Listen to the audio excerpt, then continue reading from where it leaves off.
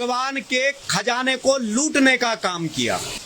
तुम राजनीति के अड्डे बना करके धामों को बदनाम करने पे लगे हुए हो। अरे सरकारों ने हमारे मंदिरों को कब्जा दिया, हमारे धामों को कब्जा दिया और उसके बाद वहां के चढ़ावे पे डाका डालने का काम कर रहे हो। राजनीति का अड्डा बना दिया है हेमंत द्विवेदी ने।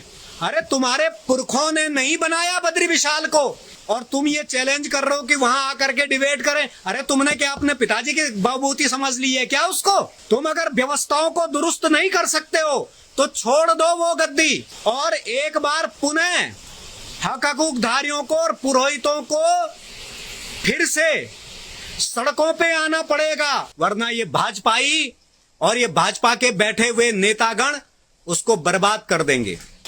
जय बद्री विशाल। सततम करोति कल्याणम बद्री विशालः। मैं भगवान बद्री विशाल का तीर्थ पुरोहित ही नहीं, उस बद्री विशाल का रक्षक भी हूं और रक्षक इस रूप में हूं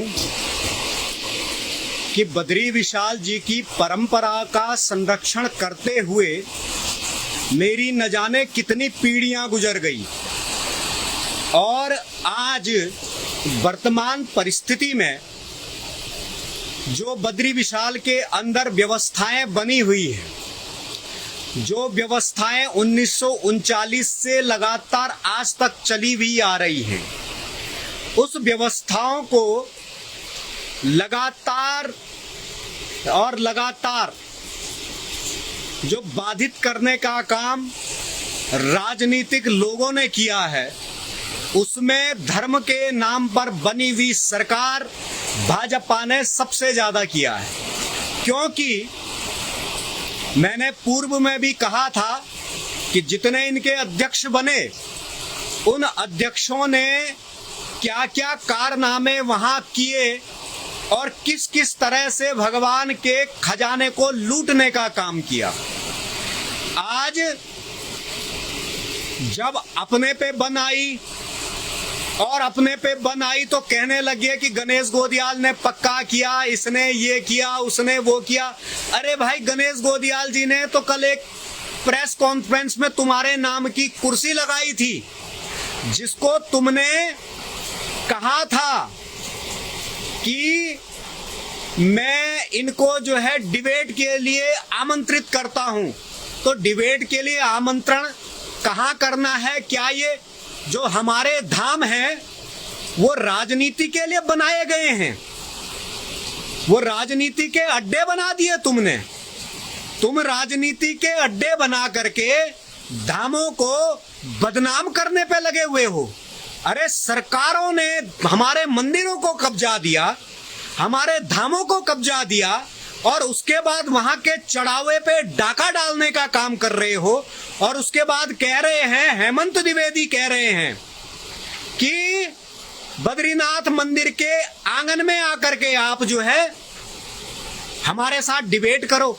अरे कैसे लोग हो तुम? और एक बार पुनः हक हकूकधारियों को और पुरोहितों को फिर से सड़कों पे आना पड़ेगा, तब हमारे ये मंदिर बच पाएंगे। क्योंकि जिस प्रकार के क्रियाकलाप ये भाजपा के सरकार में बने हुए लोग जो ये समझ बैठे हैं कि भगवान हम ही हो गए हैं, भगवान हम ही हो गए हैं, उनको ये आईना दिखाना बहुत आवश्यक हो गया है। राजनीति का अड्डा बना दिया है हेमंत द्विवेदी ने। अरे तुम्हारे पुरखों ने नहीं बनाया बद्री विशाल को, मिट्टी से पत्थर, पत्थर से मंदिर, मंदिर से भगवान, वहां के लोगों और हक हकूकधारियों ने बनाया है। तुम्हारे लोगों ने नहीं बनाया हेमंत द्विवेदी जी, तुम्हारे लोगों ने, तुम्हारे पुरखों ने नहीं बनाया है। और तुम्हें अगर वहां धामी के आशीर्वाद से थैली भेंट करके तुम वह थाली भेंट में अपना अधिकार जमा रहे हो तो वो तुम्हारा अधिकार नहीं है, वो बिल्कुल भी तुम्हारा अधिकार नहीं है, वो बद्री विशाल का स्थान है। और तुम ये चैलेंज कर रहे हो कि वहां आकर के डिबेट करें। अरे तुमने क्या अपने पिताजी की बहूबूती समझ ली है क्या? उसको अखाड़ा समझ लिया तुमने राजनीति का क्या? अखाड़ा तुम्हारा जो बलवीर रोड का कार्यालय है वो तुम्हारा अखाड़ा है, और जो चमोली में तुम्हारा पटियालधार में जो ऑफिस है वो तुम्हारा अखाड़ा है। वहां जाकर के आप अखाड़े की बात करो। हमारे मठ मंदिरों में तुम राजनीति का अखाड़ा बनाओगे? अरे वहां शास्त्र की चर्चा करो, भागवत कथा की चर्चा करो।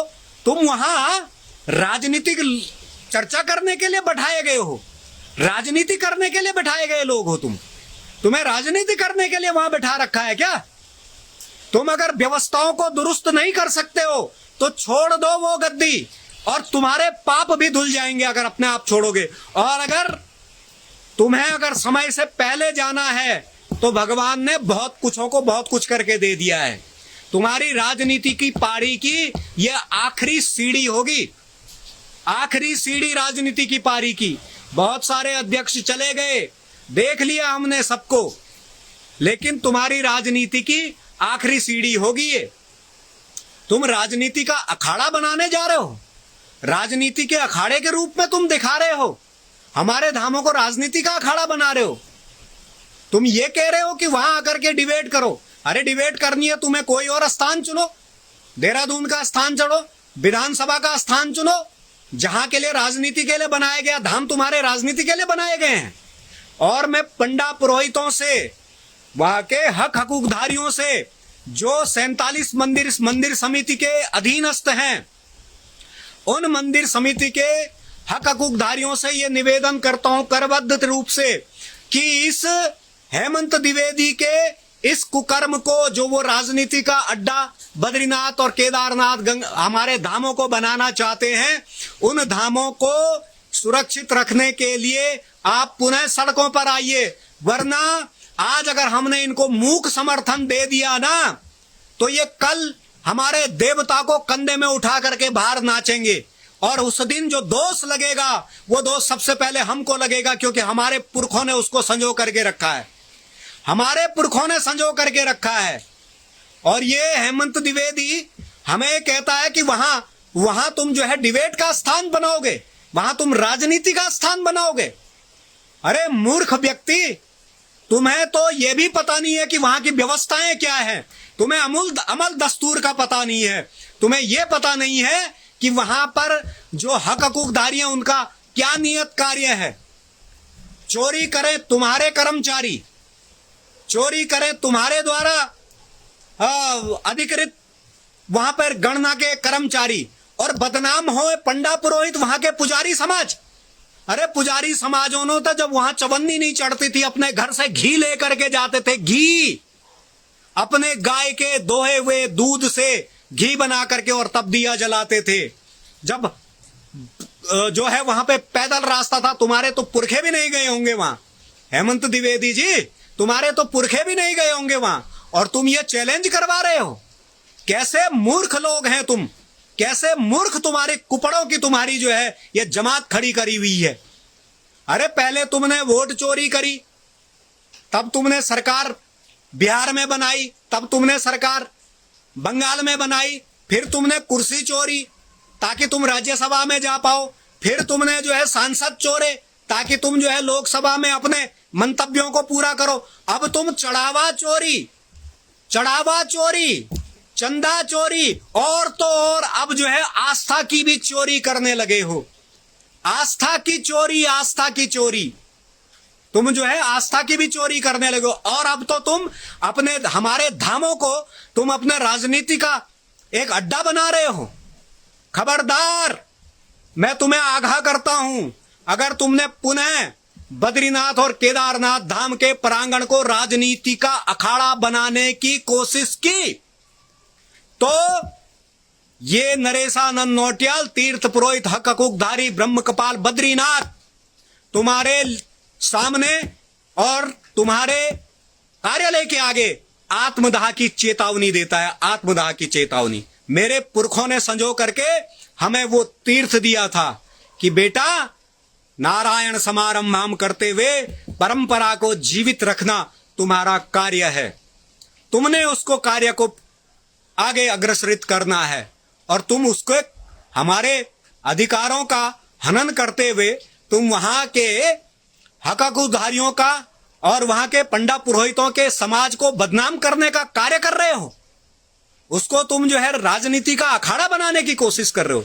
खबरदार, पुनः मैं चेतावनी देता हूं, अगर इसी प्रकार से तुम्हारी कार्यशैली चलती रही धामी जी, इस आकंठ भ्रष्टाचार में डूबे हुई समिति को तुरंत भंग करो, तुरंत, अन्यथा इसका दोष तुम्हें भी लगेगा। तुम्हें पूर्व में हारने के बावजूद भी बद्री विशाल ने तुम्हें मुख्यमंत्री बनाया और आज तुम इस कगार पे खड़े हो कि तुम उसका श्राप अपने ऊपर लेने वाले हो। और अगर ये तुम्हारा जो ये अध्यक्ष है ये अगर नहीं सुधरा तो मैं समस्त हक हकूकधारियों के साथ तुम्हारे खिलाफ सड़कों पे आऊंगा और सड़कों पे आकर के तुम्हारी ईंट से ईंट बजा देंगे। इन्हीं आशाओं के साथ पूरा उत्तराखंड मेरे समर्थन में आए, धामों को बचाने के लिए आए, अपनी संस्कृति को बचाने के लिए आए, वरना ये भाजपाई और ये भाजपा के बैठे हुए नेतागण उसको बर्बाद कर देंगे, बर्बाद कर देंगे। इन्हीं सब आशाओं के साथ आपका सहयोग का आकांक्षी जय बद्री विशाल।